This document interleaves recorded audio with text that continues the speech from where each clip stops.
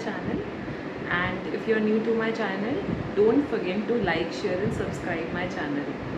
So आज जो मेरा टॉपिक है वीडियो का वो है मेल्टडाउन के ऊपर। एंड ऑटिज़म पेरेंट्स का बहुत बारे क्वेश्चंस रहता है कि मेल्टडाउन हो जाता है तो उसको कैसे कंट्रोल करना है। मेल्टडाउन का एक्चुअली में मीनिंग क्या होता है? They don't know the difference between a meltdown और an aggressive behaviour. Hyper activity है या सडन से कुछ हुआ है ऐसा बच्चे के साथ में कि वो उसको मेल्टडाउन आ गया, तो उसके बारे में आज हम बात करेंगे कि मेल्टडाउन का मीनिंग क्या होता है और उसको हम सपोर्ट कैसे करते हैं और वो क्यों होता है। ठीक है, तो फर्स्ट ऑफ ऑल मैं आपको ये समझाना चाहूँगी कि मेल्टडाउन बेसिकली एक रिस्पॉन्स होता है ऑटिज़म चिल्ड्रन का, एक बहुत ही ओवरवेलमिंग सिचुएशन जब हो जाती है उनके लिए और उसकी इंटेंसिटी उनसे टॉलरेट नहीं होती है, तो वो चीखना, चिल्लाना, like screaming, shouting, freezing at one place, not getting up, नीचे लेट जाते हैं, चिल्लाना शुरू कर देते हैं, घंटों घंटों तक रोते रहते हैं, किकिंग मारते हैं, पेरेंट्स को मारना शुरू कर देते हैं, उनको खुद ही पता नहीं चलता है, वो अपने एक अलग लॉस्ट ऑफ एक अलग स्टेट ऑफ माइंड में होते हैं। तो हर बच्चे का मेल्टडाउन अलग अलग तरीके का होता है, किसी का वर्बल होता है, कोई बहुत ज़्यादा शाउटिंग, स्क्रीमिंग करता है, किकिंग, बाइटिंग करता है, तो या दूसरा बच्चा साइलेंट होके अपने आप को मारना शुरू कर देता है और उस जगह से हटना मतलब उस जगह से हट नहीं पाता है। तो हर बच्चे का एक अलग ट्रिगर होता है। अगर आपको ट्रिगर मालूम है अपने बच्चे का तो बहुत अच्छी बात है, आप उस ट्रिगर को नोटिस करिए कि बहुत सारे बच्चों का ट्रिगर कई तरीके का हो सकता है। इसको हम जनरलाइज अपने तरीके से करेंगे। एक मेल्टडाउन को हम दूसरे बच्चे पे इम्प्लाई नहीं कर सकते हैं बिकॉज वी डोंट नो कि उनका ट्रिगर क्या है। तो अगर आपको पता है कि आपके बच्चे का ट्रिगर ये है, बिकॉज हर बच्चे की सिचुएशन अलग होती है, कोई बच्चे का बहुत सारा सेंसरी ओवरलोड होता है या किसी बच्चे के रूटीन में चेंजेस हो जाते हैं या किसी बच्चे को टीवी बंद होने की वजह से वो चिल्लाना शुरू कर देते हैं या वो उस काम से एस्केप करना चाहते हैं, तो उनके लिए वो सिचुएशन अपसेटिंग हो जाती है। लाइक मेरे बेटे के लिए ये होता था कि अगर हमारे घर में टीवी चल रहा है और हमने टीवी बंद कर दिया एकदम से बिना नोटिस के, क्योंकि पहले as young parents, as new parents, आपको भी इतनी नॉलेज नहीं होती है कि आप अपने बच्चे को ऐसे ही आप कुछ भी उनके लिए नहीं कर सकते। लाइक फॉर इंस्टेंस आप टीवी एकदम से बंद कर रहे हैं तो वो एकदम से शाउटिंग करना शुरू कर देगा और कई बार मेल्टडाउन्स भी आए हैं बिना किसी रीज़न के। पर मुझे मेरे बेटे के ट्रिगर्स पता थे कि टीवी उसका ट्रिगर है, तो मैंने टीवी कम्प्लीटली हटा दिया अपने घर से। मोबाइल फ़ोन उसका ट्रिगर है, उसका ट्रिगर पेन, स्केच पेन उसके ट्रिगर्स हैं। He used to draw cars and aeroplanes everywhere, तो वो उसके ट्रिगर्स थे। क्योंकि वो क्या था कि वो ऐसा ट्रिगर होता था उसको कि अगर हम फिर उसके बाद पेन और वो रख रहे हैं घर के अंदर तो वो उसको देख के ही बहुत ज़्यादा हाइपर हो जाएगा।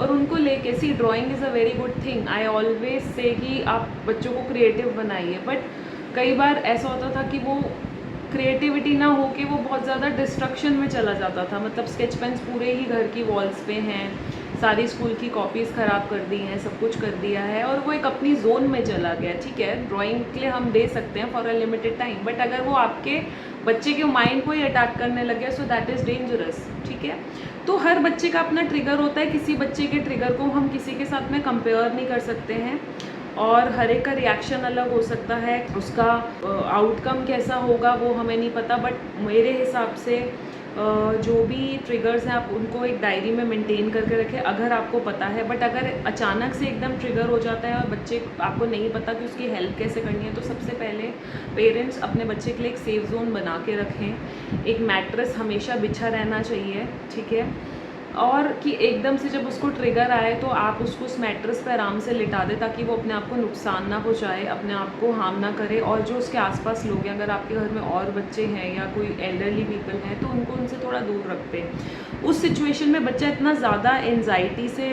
भरा हुआ होता है, तो आप उसको जज ना करें और आप उसको ऐसा there has to be a mindful response to that reaction कि अगर वो कुछ ऐसा कर रहा है तो आपको माइंडफुल होके रहना है। आपको ये नहीं करना है कि आप उसको बोल रहे हो अरे उठो उठो उठो अभी उठो, हक कर रहे हैं बेमतलब में, because you need to understand. आप हक करें अगर बच्चे को अच्छा लगता है, बट बहुत सारे बच्चे जो होते हैं उस समय टच नहीं करने देना चाहते, ना वो आई कॉन्टैक्ट देना चाहते हैं। तो हर बच्चे के अपने हिसाब से होता है। किसी बच्चे को उस समय अपने पेरेंट का कर्डल मिल के उसको बड़ी शांति मिल जाती है उसके मन को, कि आप एक हक कर देते हैं बच्चे को अच्छा सा और बच्चा रिलैक्स हो जाता है। या पेरेंट कोई स्पेशली मदर्स और बच्चे का एक अलग सा ही बॉन्ड होता है, तो वो अपनी मदर को देख के ही शांत हो जाता है। या कई बार ऐसा होता है कि हम जॉइंट फैमिलीज़ में रहते हैं तो बड़ी सारी भीड़ इकट्ठी हो जाती है, अरे क्या हो गया क्या हो गया, क्यों ऐसा क्यों कर रहे हो। प्लीज़ यार grow up as a family. हमें ऑटिज़म को ठीक करना है, भीड़ नहीं इकट्ठी करनी है। आपको ये समझना है कि उस बच्चे को कितनी तकलीफ हो रही होगी, वो बेमतलब में नहीं चिल्ला रहा, he has some problem, he has some trigger, he has some issues यार।